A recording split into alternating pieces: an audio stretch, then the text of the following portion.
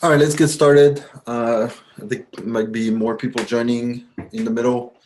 Uh, I think most of the attendees already have a little idea, at least, of what SPAWNPOINT is. So the things that we're going to talk about, I'm going to go over what SPAWNPOINT is, what it can do for you in your business, or your particular project. We'll go over what you get when you register with SPAWNPOINT, and then we'll go over a simple Android game that we did here at SPAWNPOINT. It's not the very sophisticated game, but we'll try to go over like some of the main features that you might want to use in most games. And then I'll have a little Q&A section at the end where we can go over some of the more technical questions or comments, feedbacks. So SPAWNPOINT is a ecosystem of services that is intended to help speeding up online game development, and that includes desktop games, mobile games, web-based games. It really doesn't matter. It is designed to help with monetization of your product and production features like scaling, deployment, things like that.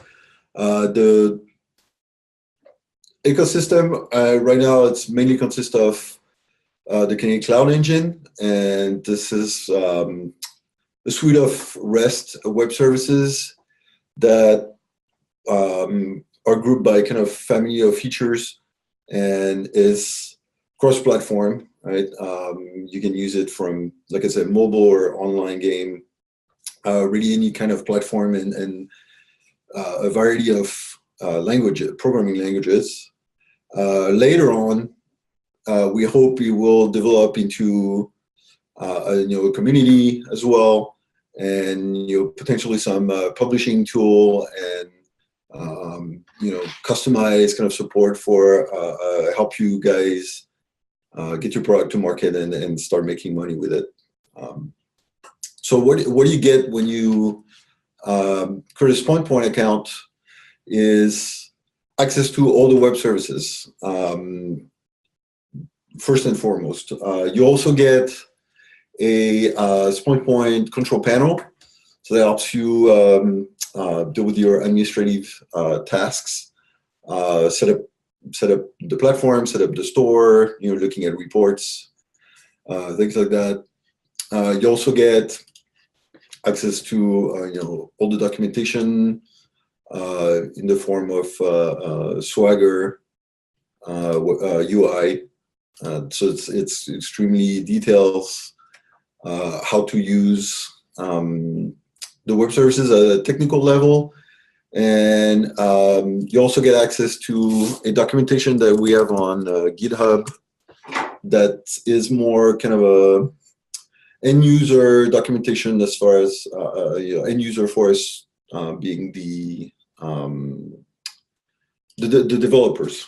So it goes over the concept of getting started, the main services and how to use them. So this is less technical and more, it's more about how to even understand what you can use and how you want to use it for your specific game or app. And now you also get access to sample apps. So here in same thing in the GitHub repo. Right now we only have the tic-tac-toe game that we're going to go through for Android and JavaScript. And we'll build more as we as we have time to work on these things. And we're not game developers. To begin with, we started developing online games, mainly web-based for other companies, and that's kind of how we started to build that engine and allow people, other developers, to benefit from our expertise in that domain, technical expertise and monetization expertise, and backend development in general. So if you want to go later, just go to SPAWNPOINT.com. You can register a current account for free, and this is how you get started. There's no charge, and there's no salespeople. It's really developers right now trying to learn what game developers need specifically, the processes that you use, and the specific problems that you have that are time consuming, and that you would like to essentially offload to SPAWNPOINT, very much like you would use AWS to manage hardware infrastructure, because you don't want to have to deal with setting up servers and managing scale and everything that's associated with just operation of live apps. Once you create the account, we'll send you a link to the doc. Particularly Swagger, because this is a web standard. If you're a little bit familiar with web services development, a lot of people use Postman, and Postman is a tool that allows you to import Swagger web service definitions, and it pretty much just loads everything for you, and you can start just testing endpoints without actually having to go through the IDE, which can be time consuming, especially if you initially don't really know what you're trying to do with it. So it will show you kind of what the workflows and the payloads, and the basic principle of authentications, and so on and so forth. And then of course the dashboard. It's very intuitive, and you get access to pretty much all the services, and creating API keys, managing users, managing stores, and so on. So let's just jump right into it. I'm just going to say that I'm not a game developer. I'm not an Android developer either. I'm like the VP of platform development here at SPAWNPOINT. So I work mostly on Java backend and all the DevOps aspect of SPAWNPOINT. But we wanted to build something that was simple enough for us to build, and simple enough for people to use as a starting point for more complicated games. And that's one of the reasons why we chose Android, because of the Java background of most of our team here. And but we do have Unity SDKs, and we do have Unreal SDK, and you should translate pretty easily once you go to those platforms. And we have people on staff that can support you if that's the platform that you're using. But I think Android is going to be simple enough for anybody who's done some, any kind of programming to follow. So the application that we're building, that I'm going to go through right now, is a really simple tic-tac-toe application, right? With the cross and dots, and you have to align the three game pieces to win the game. This is not. It's very simple in the design, and it's very simple in the implementation of how the game actually runs.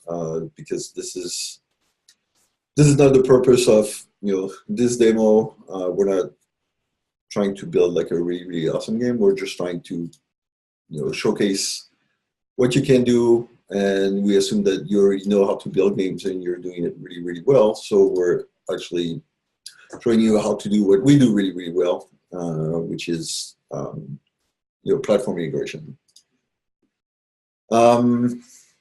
So just go through the app really quick, and then I'll go through the code after that. If I can actually move the emulator. Oh, give me a second. There you go. All right, I'm going to start it now. All right, so I'm running in the Android Studio, simple emulator. That's a Pixel 2 Android phone. So I already have an account there, so I'm just going to go to my account, and then we'll go to the other screen step by step. So there's some of the sections that we're going to be building as the actual game screen itself. Simple user profile page. An example of store, checkout workflow, and that's going to touch on visual currency management and integration with in-app purchases and external payment processors. And then we'll go over some of the other concepts associated with the profile for more tracking progress of users in the game through achievements, leveling, badges, inventory, things like that. All right. So when you set up your application, if you don't start from one of our sample app, you will need to go get the SPAWNPOINT SDK that is available on Kinetic Cloud GitHub, right? So this is the Kinetic Cloud SDK for the Kinetic Cloud Backend engine. And just go to your dependency manager, and you'll just add the dependency to the SDK inside from within your dependency manager, whatever this is. If you're not using Android and you're using Unity, pretty much drop the Unity plugin inside your environment. And similarly for Engine and Amazon Lumberyard coming soon. So this is very simple at this point. Just import the Maven or Gradle module if you're using Android, and that's it. So now you have access to all the APIs that you can see on the API documentation part. And the class names reflect the categories on the left. And it also reflects the names that are in the control panel. So that that helps just categorize the APIs and easily find what you're looking for when you start looking for the specific endpoints that you think you might want to use.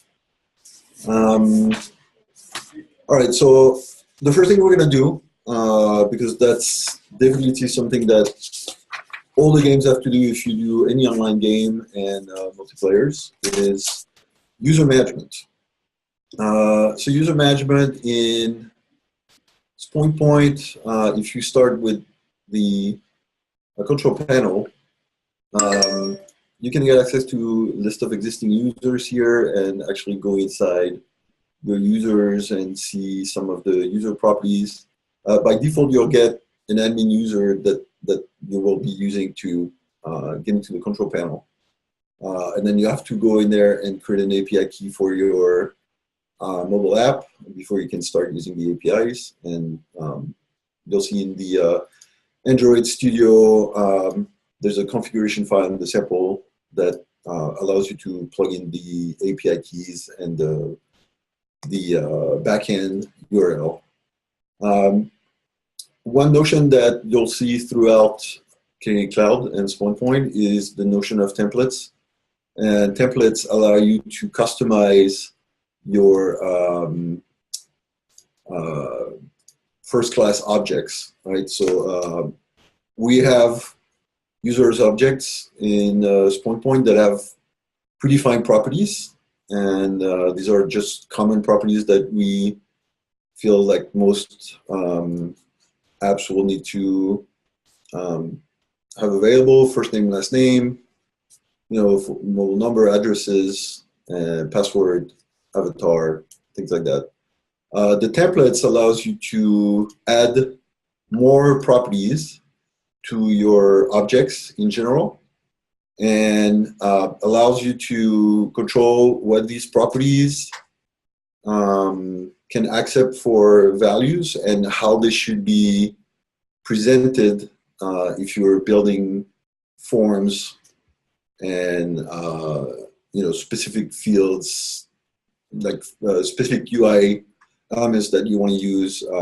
Whether it's an image, you're probably going to have like an upload component with a preview of the image, or if it's just a text, there's just a text field, and you can specify constraints, whether it's required or not, and every particular property type has their own sets of predefined field and constraints, and this is all the ones that we have right now.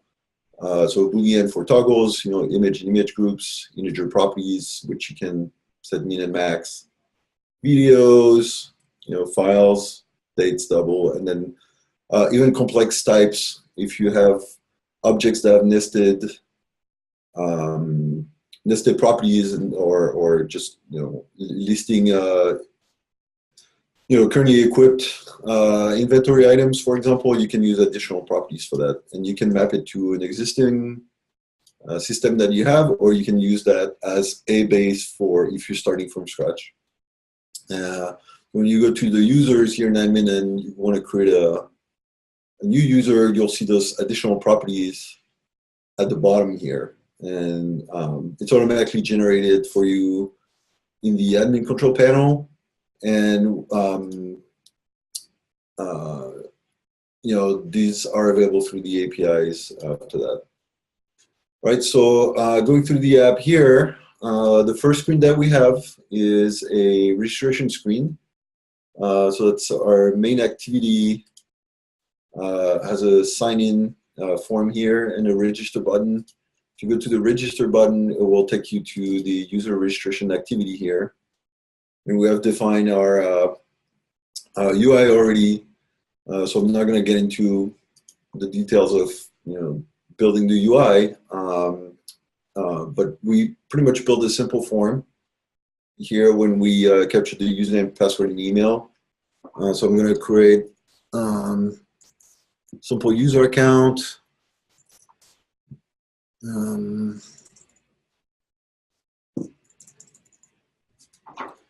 All right, and when I click registers, it actually creates the user on the platform and signs you in. So look at the code footprint here. These objects here are imported from the SDK that you added as dependency earlier. We're creating a new user resource. We're binding the values from the text fields, and we're creating default values for the other additional properties in our custom user object, and filling them up automatically. This is the actual call that you're making when you're registering the user, right? So we create an API client, and we're pointing it to the API domain that you'll get when you register. And then you just create a user's API proxy class. Right after that, you get access to all the REST services with actual functions. So we're using retrofit in the background to do the HTTP calls, and we're working on retrofit using RX Java as well, so you can do reactive programming. This particular version doesn't have that right now, so we're actually just wrapping a async task in Android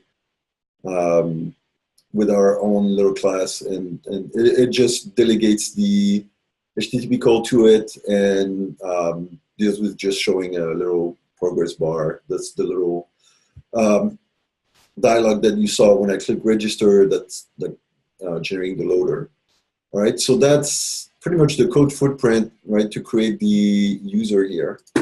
I'm creating the call, and this is for the dialog, and then this is just actually executing the call. So we associated our resource object here, and we're calling it in the background so we don't freeze the Android UI. By the time you're done with this, your user is going to be available in your control panel. So if you're going here, we're going to look for demo 1. And here is our demo user with the details that we entered, and then the default additional properties that we associated with the user in the code. So this also logged us in. That's the second step after the registration was successful, right? It's calling this registration success method. And this is doing a second call to actually load the user details and get an authentication token that you can use in the next screens that we're going to go over. And then once the login is successful, I mean, again, this is very small code footprint. Once the login is successful, we just save the user in the application state, and we'll be able to reuse the user details in the subsequent screens. I can go real quick over this one. The main activity, pretty much if you already have an account, same thing, it captures your username and password, creates an API client instance, and then just calls the login task and logs you in. So it's the same process. Once we are logged in, create a simple profile page. So this is again pulling from the API using the SDK, and this is going to be in this at startup of the activity in Android. We'll load the current user, load its avatar from a remote URL, load its profile details, etc., and then just display it on the page. So it's, again, extremely small footprint. This is actually, the user is already there because we saved it in the previous screen. We're just accessing the user details, and we're loading additional things that we're going to go over later, leveling information and inventory information. So that's what you see on the screen here, just like simple details. We support social plugins, Facebook. I mean, pretty much all of them in the next week or so will just support OpenID in general. So you'll be able to do Facebook, Google, Twitch, Steam, really anything that uses OpenID for authentication.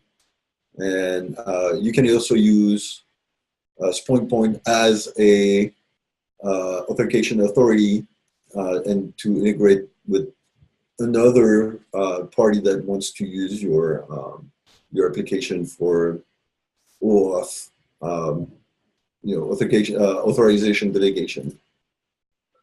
So this is just a simple profile. Let's get into the actual game workflow. So when I click on this new game, we're going to go on the game board activity here.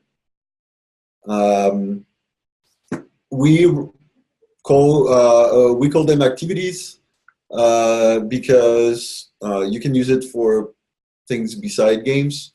Activities are things that have a beginning and end, and they have kind of this game semantic where you will have participants and you have scores, and you can control who actually controls the workflow of the activity, etc. So on the control panel here, if you go to the gamification section, you'll see that we created an activity called tic-tac-toe. And very simply, it just indicates what the game is, if it's going to be like a simulated activity, and you can define activity settings here, which are things that the user can select when they start the activity. For example, difficulty level, category, if you're building a trivia, things like that. You can also define entitlements, which are prerequisites to play the game. So it could be an item that they need to purchase before they can get into the game, and this is just like a token, for example, to get into the game. Or it could be just a given amount of virtual currency. We also support rewards. So same thing here. Rewards can be store item that you give or inventory item that you give away. It can be money. All kind of different stuff. And then the additional properties stuff that we talked about earlier, which are like specific to the activity. In general, for example, an activity icon or some things like that. The rest of the screens is a little bit more advanced, so we're not going to go into that right now, but it allows you to control the workflow of the game and who can join, who can kick people out, who can post results, so limited amount of arbitrage here, and game authentication and things like that. So that comes into play when you want to integrate with third-party multiplayer engines like Photon, for example. So we created the activity in the backend, and now we can actually use it here in our application by creating an instance of the activity service. And what we're going to do is create an occurrence of that activity. So that's a particular a particular game that is related to that game definition, if you will. So we call them occurrence. So here we just say, okay, we're going to create an occurrence. It's going to be an occurrence of activity 3 that we created earlier. It's part of a challenge. We're not going to have time to go into this, but that pretty much deals with campaign management, challenges and events and things like that. So here we create an occurrence that's part of a challenge and part of an event. And then we call the backend, and that's going to start an activity and include whatever participants you specified in here by default. And by default, if you don't specify anything, you're a participant of the game and you control everything in the game. So if you'll have a multiplayer game, this is all you need right there. So at this point, we have our occurrence running, and you can start playing the game. And we have built a simple AI, really just super, super basic. You can absolutely beat the game at every occurrence if you want. But what that shows is how you deal with the life cycle of the game. So here we have some logic that we don't have to go over that just detects whether the game is finished by looking at the alignment of the game pieces, etc. The important part of that is once we detect that there's a game outcome, the activity, the game is over, we can now post results to the activity engine on the back end.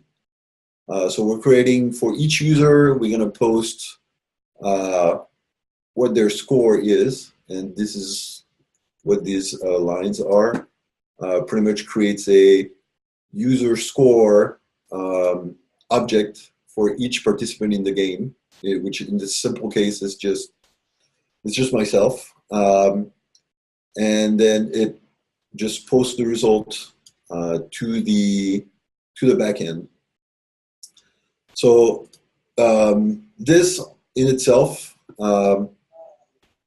is not necessarily something very interesting. I will keep track of occurrence that you won and lost, and this can be tied to the analytics engine. But it segues to my next the next topic that I wanted to talk about is achievements. So we want to be able to track user progress as they're playing activities or other kind of actions that they might be taking during the course of using the apps, like friending somebody or really anything. So the achievement can be described through the backend control panel again. It simply takes a name. You can give it a description, of course, and record progress, which are steps, number of steps that you will need to kind of go through until you can unlock the achievement.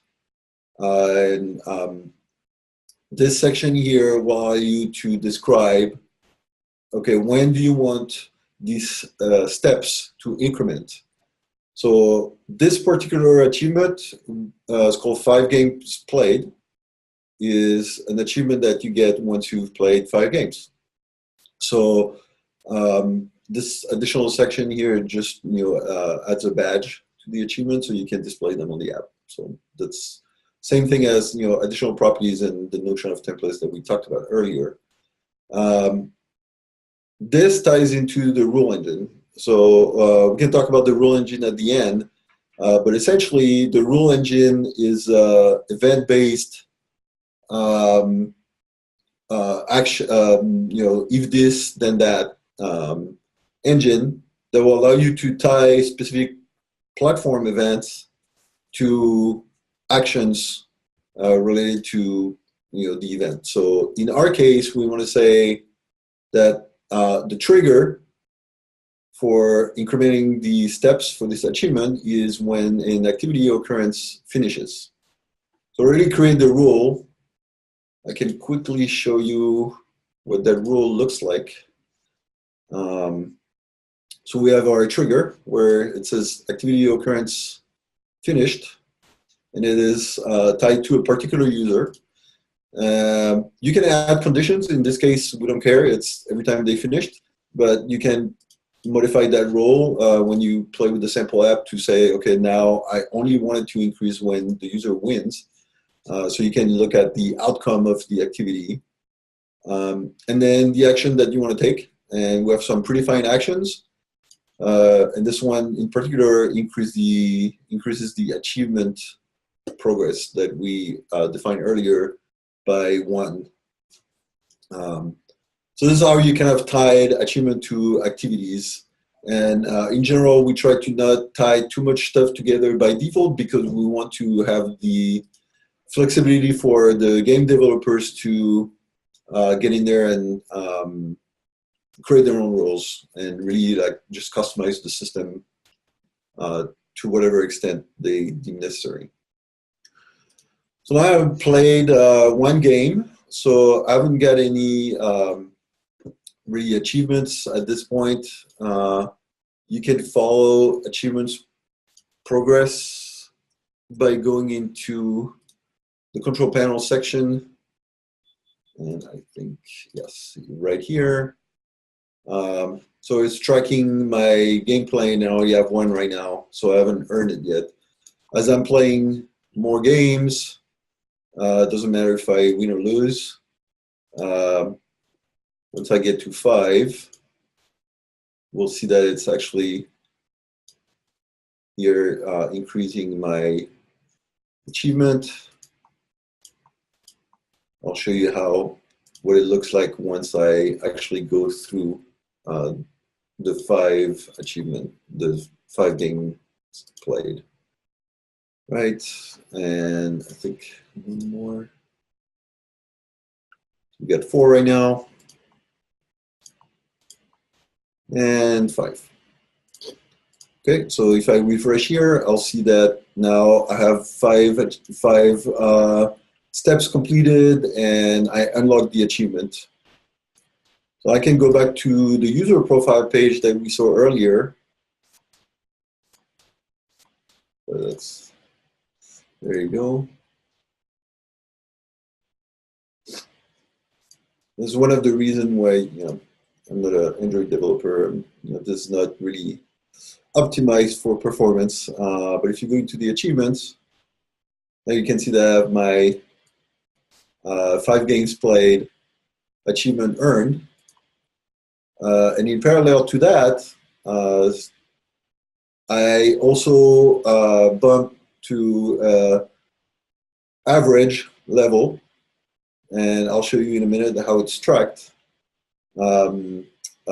And it shows me here my total progress in that level and how many more wins I need to get in order to get to the next level. So if I go back to do one more game here and go back to my profile, now I can see that I have 1 out of 5 kind of steps completed to reach the next level.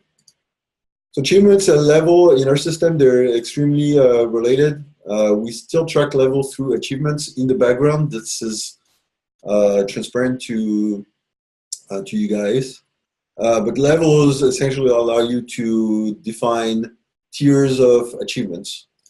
So when you create a level, you define various tiers, and the tiers are pretty much configured very similarly to how you configure achievements. So you define how many steps you want, and you define what triggers progress into the steps. And here it shows you the steps required to get to each individual tier. So 2, 5, 10. So I already achieved the level 2 and 5, and I'm working toward level 10 right now, and that's what you see from in this application, in this part of the application here. So this is tracked on the profile activity in this piece of the code that we kind of skipped over earlier, that just calls the leveling service for myself, which is the me here, and executes it, and then just build the progress bar based on the result of the call to the endpoint. All right, so that's for achievement and leveling. Another piece that you can see here is the game piece color. So this is to demonstrate inventory management in SPAWNPOINT.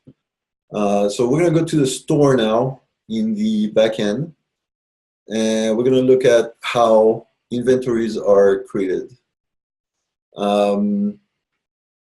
So I created multiple items here, and some of them are in virtual currencies, and some of them are in real currencies. So one aspect that Google Play and Apple in-app purchases doesn't cover is this virtual economy.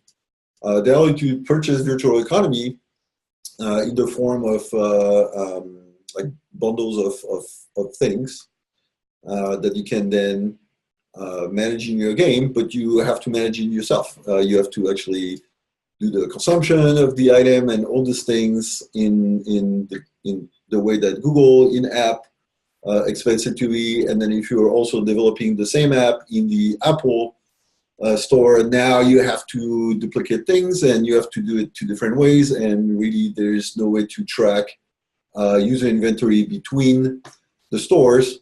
So that's one of the aspects where the platform SPAWNPOINT really shines, where you can just define your items in our store in virtual or real currency. You can create your unlimited number of virtual currencies and how they relate to each other through conversion rates and things like that. and you can buy virtual currency with real currency, and you can track that cross-platform. So this is a real advantage. It will also keep track of store items and synchronize them with Google or Apple if you provide your API keys to the platform. That way you have one single point of control for really all your platforms, and we synchronize it in the background. So let's look at these, probably easier. So I created to begin with, I created a currency. So we call it tic-tac-toe dollars. The virtual currency, there you go. Tic-tac-toe dollars. What's the currency code that you're going to be using in your game, and the exchange rate 0 because there's only one. And there's no icon associated with that, but you could add a icon or additional properties or anything really that you need to add to display your currency in your game. Wallet and things like that. That ties into user wallet management. So if we look at our demo user, you can go to the wallet section, and here I'll show you the wallets in all the currencies that the user currently has. In this game, by default, you get free virtual currency. So that's this line item here in the balance sheet, and then every time you win a game, you can earn virtual currency. So this is one of the reward of the activity that we set up earlier, was to give away virtual currency when you win the game. Now, if you run out, or let's talk about what you can do with those. You can actually now buy virtual item with your virtual currency. So that's the part that is not doable out of the box with Google in-app purchases or Apple in-app purchases. So in order to do that, you just create a store item, which has your typical store fields. Whether it's like displayable and you want to publish it later, you can associate a photo with it, thumbnail, things like that, other details. And with this is the pricing of your item, which depends on options. So options are materialized with SKUs. So the SKUs allow you to give a price, and then manage inventory, whether or not it's started. And when you actually purchase a product, an item, you actually reference the SKU because maybe you want to buy the blue shirt or the red shirt. In this case, we're creating an item called Game Piece Red, which is an item that dictates the color of the game piece when you play the tic-tac-toe, and by default it's black. So here we created this one. We gave it a price of 100 tic-tac-toe dollars, and no additional properties, but you could have a specific thumbnail to that SKU. The interesting part here is the fulfillment type. So we have this thing in the platform called behaviors, and this describes the life cycle of an item as it goes from the store through the checkout process and ends up in your inventory, or possibly gets fulfilled by an external third party, if you're synchronizing with like an Amazon store and you actually purchases real items. So here we want to make sure that when you buy this particular item, it will be added to your inventory pretty much as an equipment that you can use later in the game. So here we say we have behavior, we say fulfillment type, inventory, and that will add it to the inventory automatically. Other behaviors real quick. Limited gettable indicates that you can only get a particular item or SKU only of a certain number of time. You're consumable for, if you do potions, for example, and things like that. Expirable, time period gettable, which is a little bit more advanced, which, you can only get this many in the time period. Same for usable. Prerequisite, if you want to have the user unlock something before they can actually purchase that item. And then spendable is a particular type of fulfillment where you're buying virtual currency. So that's because you can spend it. So we created the item, and now we want the user to be able to use their tic-tac-toe dollars that they earned to purchase new game piece colors so they can use in the game. So we're going to go to the store. That screen is based on the items that we set up earlier. So the concept that we just talked about in the control panel, the current balance of the user, button to purchase more, and we'll go over subscriptions later, but here are 4 items that we created. We're looking at this specific one, this red piece item. So if I select this, what happens in the background is you're going through the checkout flow. So the first part of the code here, it just pulls it just pulls your wallet balance, like I said, this code right here, and it also loads existing payment methods if you're buying virtual, like actual items with dollars. And here it also goes through loading your existing inventory to make sure you're not purchasing the same item twice by mistake, in case you haven't made it, consumable or purchasable of one. So initialize the store with the buttons. That's pretty straightforward. And we're getting to the purchase flow. So the first thing that you do when you initiate a purchase is create a cart and initialize the cart with the virtual currency that you created by using the virtual currency code that you set up in the background. So this here just this code just creates a virtual currency cart and returns a cart ID. And now you can go on the next step and create a cart item request, which will create a line item in the cart and allow you to add the SKU that we created earlier and just add it to the cart. So this will create a cart in the background, and the advantage of that is that the cart is actually loaded on the platform. You can now load it back if the user decides to get out and resume later, or even resume on a different device or platform, just reload the cart. In this case, we do a simplified checkout workflow where they don't have to actually click confirm or whatever. They just click the game piece that I want to buy. So the next step is to actually create an invoice, and the invoice, it's always required. It just declares an intent to check out and use the payment method. And in this specific case, once the invoice is created, we go straight to the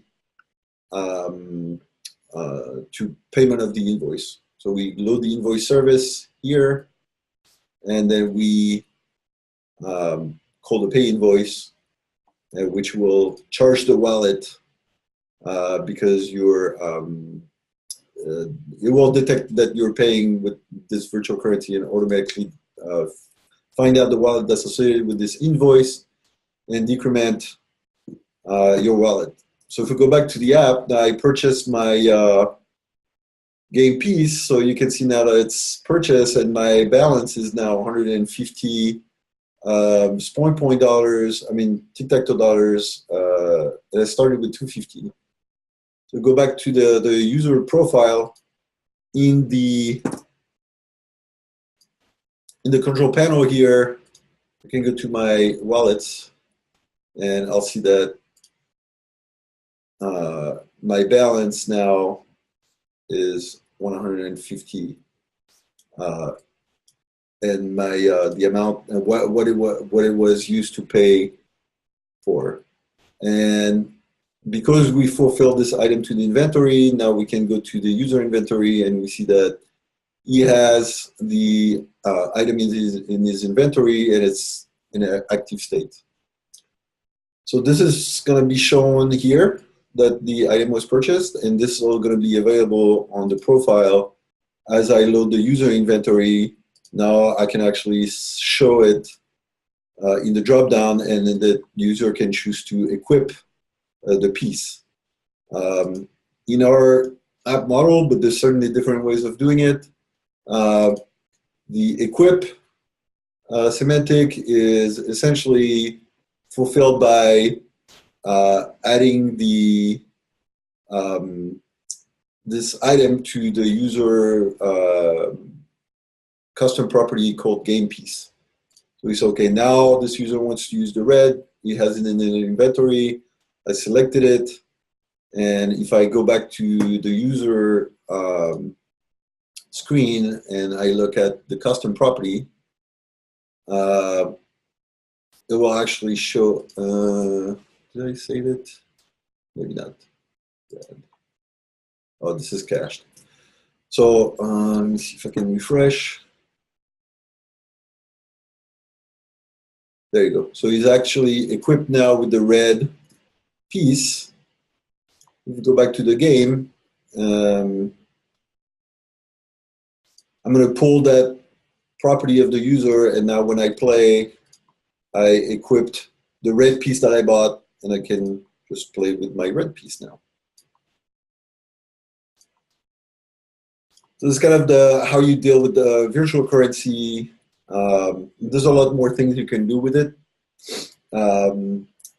So we can go quickly to the other part of the store where you can, let's say you run out of virtual currency. Now you can say, okay, I want to purchase virtual currency, and this is where monetization comes in, where maybe you give a certain amount of virtual currency at the beginning of your game, and then people start spending it to play the games, and they lose money because they lose the games. At some point, if they want to keep playing, they're going to have to buy virtual currency.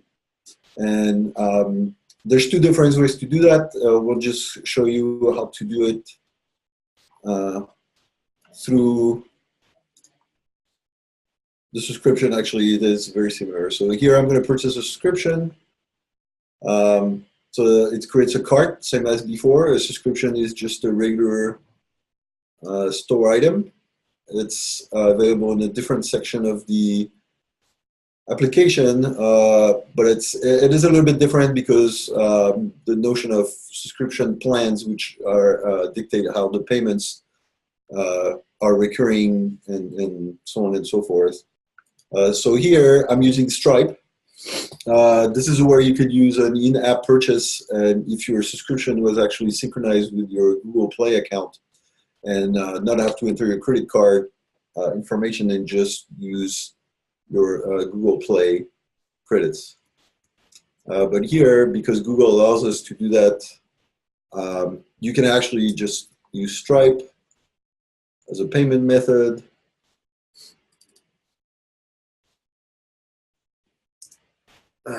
This is months, year.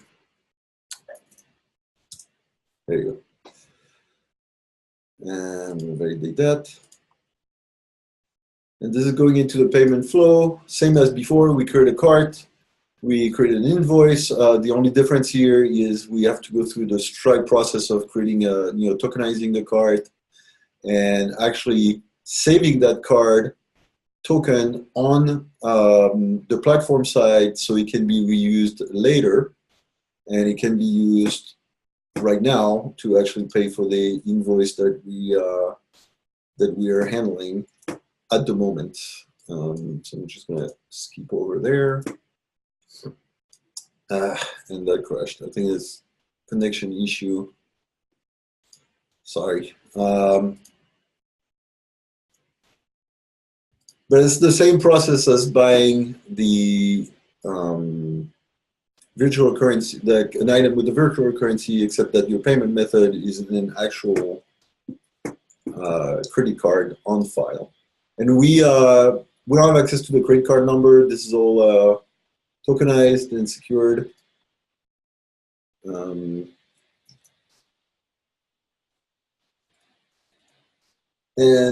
we deal with just passing the payment information onto the payment processor, and they will confirm by sending us a confirmation on the back end, and that's how we confirm that an invoice is actually paid, and we can actually kick off the fulfillment. All right, so. And this is the same, so yeah, we're looking at the Stripe, so now our token is created. Now we save the payment method, and then we go into the actual payment of the app, of the invoice, I'm sorry. I think it's up here. Yeah, there you go. Pay by safe payment method. And that will allow you to use the card that we just saved to pay for your subscription. And we bought virtual currency, so now my balance has been increased with the amount of virtual currency that I just purchased through that process. I think that covers most of it in the time that we have. The rule engine is just like a little bit more complicated piece. We went over it when we're looking at activities, achievements, and things like that. This is really the core of the platform. We use it internally to orchestrate our services, communicate to each other, and some rules that you can customize, like fulfillment and things like that. There are system rules that you can actually go and edit to really make it specific to your application. It can do a lot of things. One of the things that possibly you might want to extend in the context of this whole activity thing is maybe you want to get a notification of the invoice so that you have a record in your email. So that's something you can do through the rule engine by just hooking up to the invoice paid event and attach it to an action that will send an email notification. And that ties into the notification system, which can do also push notification on mobile devices, WebSocket notifications, and like all kind of broadcast notifications for like email lists and things like that. So these are a possible extension that you can do through the BRE. A BRE can also allow you to communicate with third-party systems by calling webhooks that third-party APIs put at your disposition, at your disposal, and we use it internally for like IoT devices to actually tie activities to maybe sending something to an IoT device or receive something from an IoT device, which allow us to kind of blur the lines between the real world and virtual world. And you can also have almost create a game that you can play in real life, but will be gamified in a mobile app. So all these things through the rule engine, which as far as we know is like infinitely expandable. It just depends on how creative you're gonna be with it. And one of the reasons why we're reaching out to communities right now is to see what people are gonna do with it and ways to improve it, and create recipes for other people to use and inventive way of dealing with that. The other stuff that are coming up and that will help also with integration with third party is multiplayer engines like Photon, matchmaking engines, like integration with game services like Steam, and maybe deeper integration to game engine IDs with more advanced, sophisticated plugins for those engines with maybe just widgets that allow you to do certain tasks a lot faster than if you had to code them. So this concludes the presentation. Thanks for attending, and I'm gonna open it for questions. And I invite you to go to spawnpoint.com and create an account. When you create the account, you'll get access to a Slack channel, and then through this Slack channel, you'll get direct access to some of the developers, and we can really help you, getting started and ramp up, or assist with just how do you use it if you already have a game in the process in development, right? So I'm not sure how to actually give access to chat. Let's see.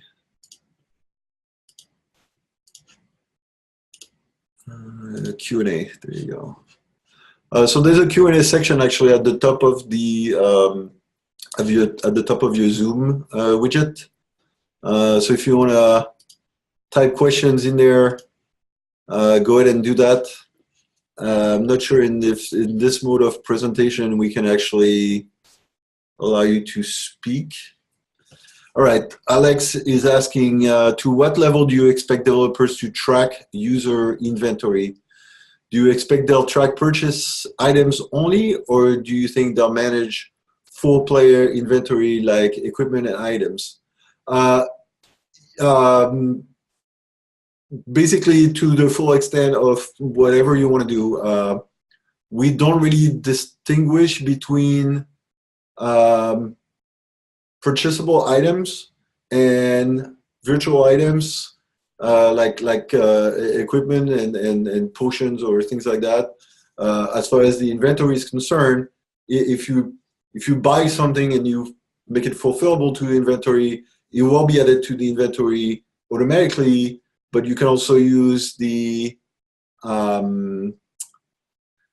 inventory service to give an inventory item to the user directly, or you can do it through the rule engine if you need to meet specific requirements. One of them can be an achievement that you unlocked, maybe gives you access to specific virtual items. The part of the inventory that deals with the equipment, as far as tracking what the user actually equips, this is not covered currently, and that's certainly something we can add, but through the mechanism of additional properties on the user object, you can already do that by just moving item IDs inside the property called equipment, and that's like a list type essentially. So you'll be able to manage your equipment like that. And the only problem is with this approach is you wouldn't necessarily track things going out of the inventory, like expirations. So in that case, you would have to wire it automatically, where you can detect an item going out of the inventory through the rule engine and trigger an action that would remove it from the list of equipment for the user. So certainly something we can actually add to the platform more explicitly very soon. And that's one of the good thing with the platform right now. We have a lot of access to developers, and we get a lot of feedback, and we actually have a lot of time dedicated to just filling those gaps talking to developers and solve problems really, really quickly and have a turnaround to production that's, that is a no-brainer, right? So if you ask for a feature and we feel that it's like a feature that's valuable, certainly we can implement it, and we talk to you and figure out how you would want to use it, and roll it out as beta, and then have you guys test it, and really like a fluid process. Like I said, go online, sign up, and really no pressure, and go to the Slack if you want to talk to us directly. And my name is Matt, and we have Sean and Tyler that are other engineers, and they're going to be available to answer questions and complaints and things like that. Don't hesitate. We're really trying to learn how we can make this better. So that should cover most of the questions that you might have at this point. So we'll let you go now, and hope to see you on the chat. And thanks for attending. Bye.